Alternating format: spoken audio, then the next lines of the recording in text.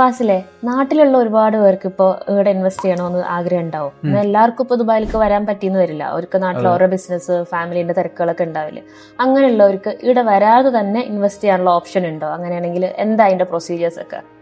Shahana, basically നമ്മൾ ആദ്യം മനസ്സിലാക്കേണ്ടത്, ഇപ്പോൾ ദുബായ് എന്നുള്ളത് വേറെ ഏതൊരു സിറ്റി പോലെയോ അല്ലെങ്കിൽ 100-150 വർഷമോ പഴക്കമുള്ള ഒരു സിറ്റി അല്ല. ദുബായ് ഡെവലപ്പിംഗ് ആവാൻ തുടങ്ങിയിട്ട് ഇപ്പോൾ ഒരു 20-25 വർഷമായിട്ടുള്ളൂ.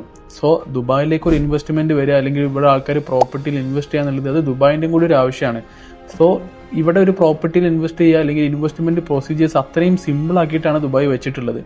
സോ അതുകൊണ്ട് തന്നെ നമുക്ക് ദുബായിലേക്ക് വരേണ്ട ആവശ്യമില്ല. നമുക്ക് ഏത് ലോകത്തിൽ നമുക്ക് ഏത് രാജ്യത്താണെന്നുണ്ടെങ്കിലും അവർക്ക് ഇങ്ങോട്ടേക്ക് വരാതെ തന്നെ ഇവിടെ പ്രോപ്പർട്ടിയിൽ ഇൻവെസ്റ്റ് ചെയ്യാൻ പറ്റും.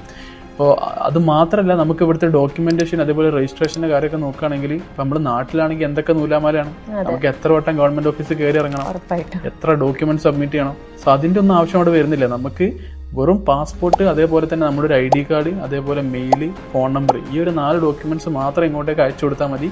നമുക്ക് സിമ്പിൾ ആയിട്ട് ലോകത്തിന്റെ ഏത് ഭാഗത്താണെന്നുണ്ടെങ്കിലും ഇങ്ങോട്ടേക്ക് വരാതെ തന്നെ നമുക്ക് ഇവിടെ ഒരു പ്രോപ്പർട്ടിയിൽ ഇൻവെസ്റ്റ് ചെയ്യാൻ പറ്റും. ഓക്കെ.